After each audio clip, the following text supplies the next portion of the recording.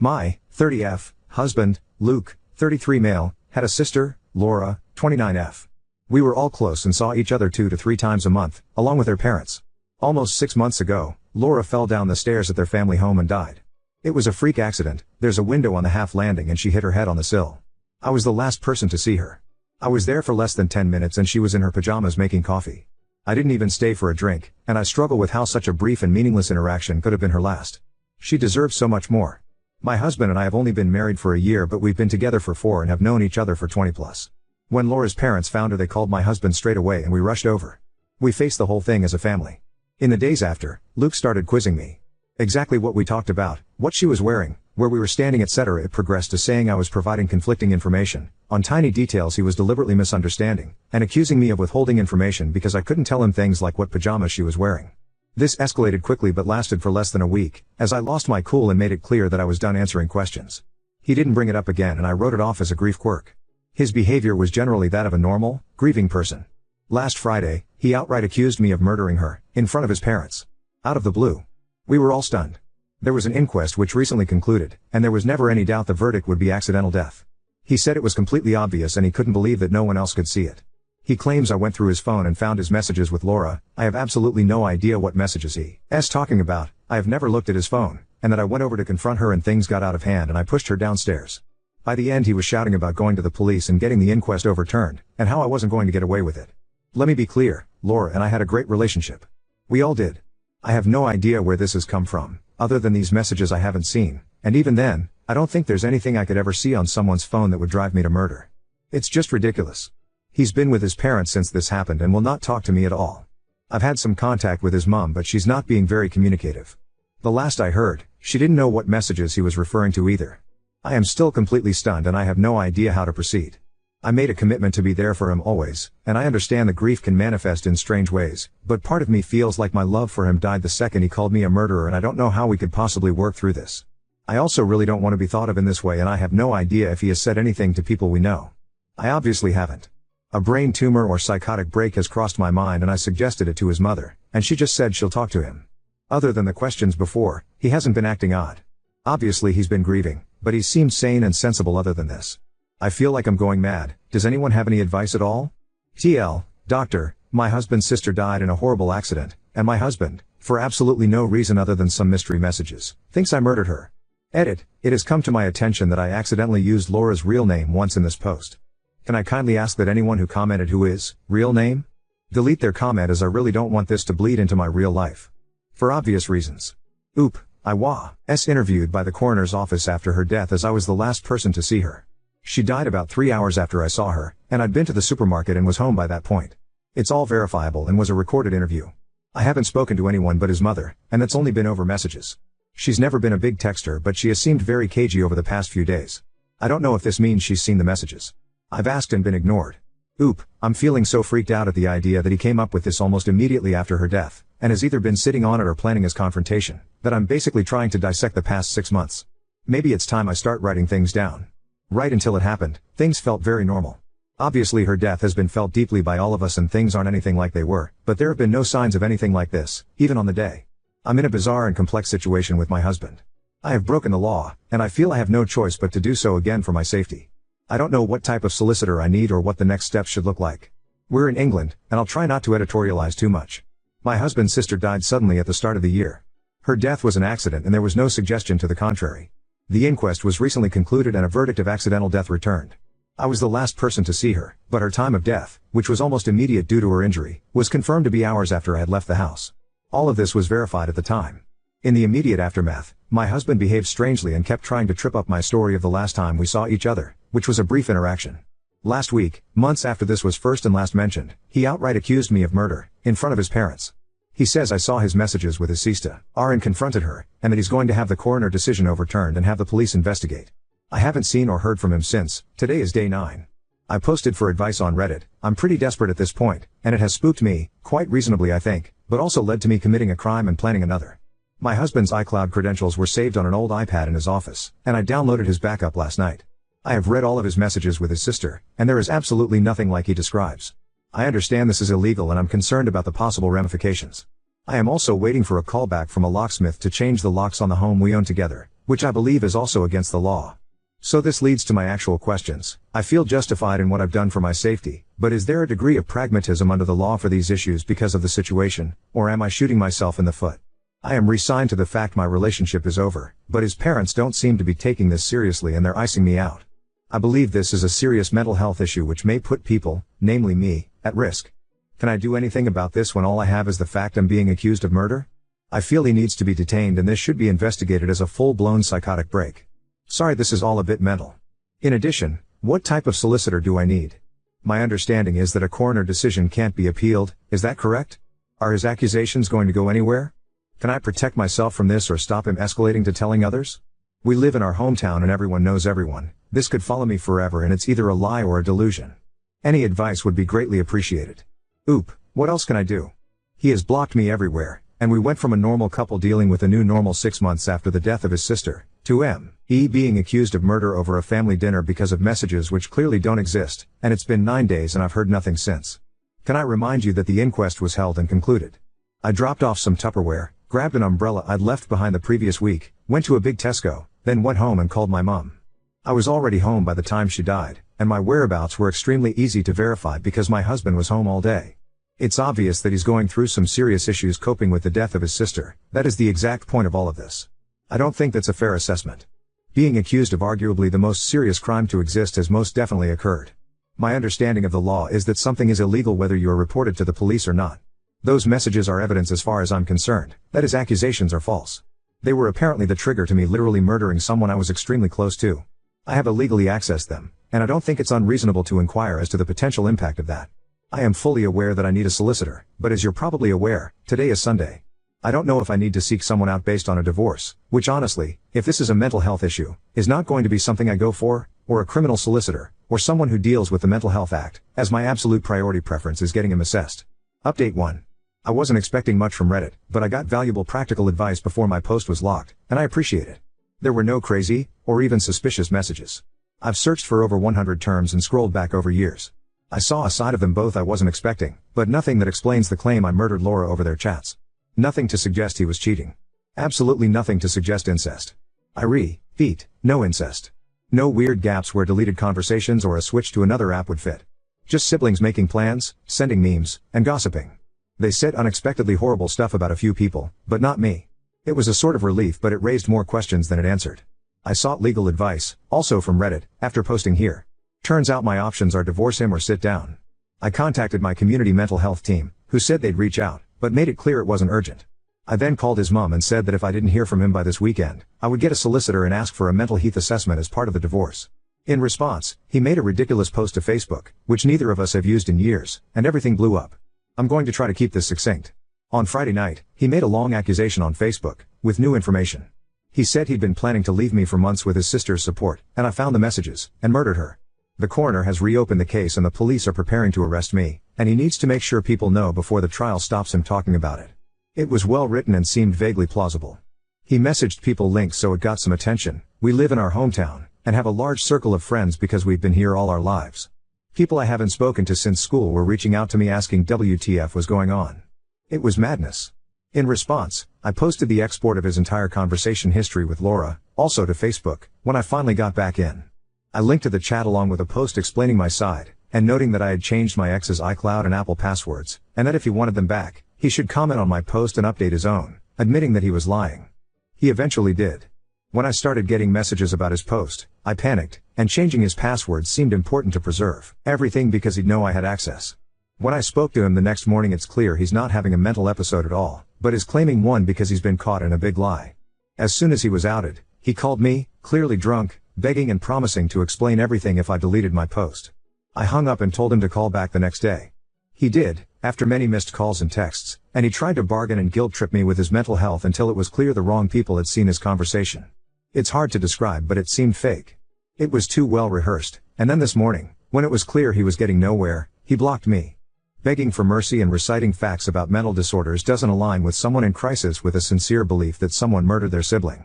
The question of why he did all this remains unanswered, and he will not be getting his passwords until it is. The legal advice subreddit said this stuff is technically illegal, but it's beneath a court to take action, so I'm going to count on that because I felt like I had no other choice at the time, and now I don't see any other way to get answers from him.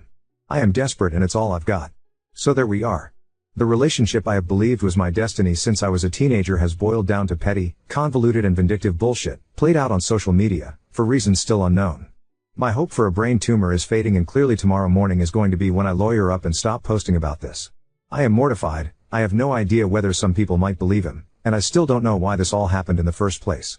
Sorry I don't have a happier update, and thanks once again to everyone who offered advice. Oop, he didn't react at all. He'd called me tens of times at that point and we did 5 conversations on the phone about it. He was laser focused on me deleting the chat log from the get-go, but when I added it clear that posting that comment and editing his original Facebook post was the only way to progress the conversation at all, he finally did it. Then he went silent publicly as far as I can see, but continued begging me behind the scenes. Oop, I think it was the fact that it proved his story false, alongside the way they spoke about some people. It was really damaging stuff and I can see why he panicked. I hated to do it to him but I really couldn't think of anything else because so many people had questions. Now on to second story. Laughed when my aunt suggested therapy was a better option than stealing a husband, and now my father's enraged. My first language is Spanish. Long story short, 2 years ago my father left my mother to go with his mistress whom I will call Anna. My mother never had any idea about the infidelity, Anna knew that my father was married, she even went to the house with him to take his things. One day he simply told my mother that he is no longer in love with her and wants to be happy with Anna. I was there when everything happened. Anna was depressed, she has many scars on her legs and arms. I don't go to my father's house, it makes me uncomfortable to be around them for obvious reasons. Anna is overly nice and it's really uncomfortable. A few days ago it was my grandfather's birthday and the whole family was together, including Anna. I have an aunt who suffers from depression and other more heavy things like schizophrenia. She has tried to hurt herself many times.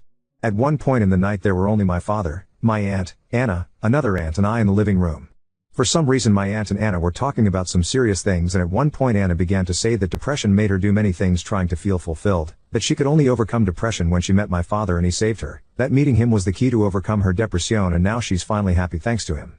I know about that because Anna often tried to bond with me by telling me how much she suffered in her life and how my father saved her. She has always justified herself that she was depressed and was in a hard place in her life before my father saved her. It always makes me feel uncomfortable and I don't feel empathy for her no matter how sweet she is. Talking about how many times you try to kill yourself in front of my 8-year-old sister, it's not something normal. Anna has always tried to paint her relationship with my father as a fairy tale that began in a different way but that she doesn't regret anything because her world is perfect now. At that moment my aunt said something like I tried to save myself by going to a psychologist, not by jumping on the dick of a married man, and then she began to say that depression made her want to jump off a bridge but not ruin a family. I just laughed, it was funny, my aunt may have her mind elsewhere all day but it was crazy to see her make such a sly comment. But when my father was taking me home Anna was crying and he scolded me for laughing at what my aunt said, saying that no one knows everything that Anna suffered. I know. She always talks about that. I didn't apologize but now I think, was I really wrong to laugh? From my point of view, my aunt was right. Update 1. Hello, some things happened over the weekend. My aunt came home, I live with my mother, and told my mom what happened. My sister is an 8-year-old girl and she really hates Anna. Anna wants to try to get along with my sister and told her about the time she wanted to commit suicide and how my dad saved her. After that my sister came home asking my mother if she had ever thought about committing suicide.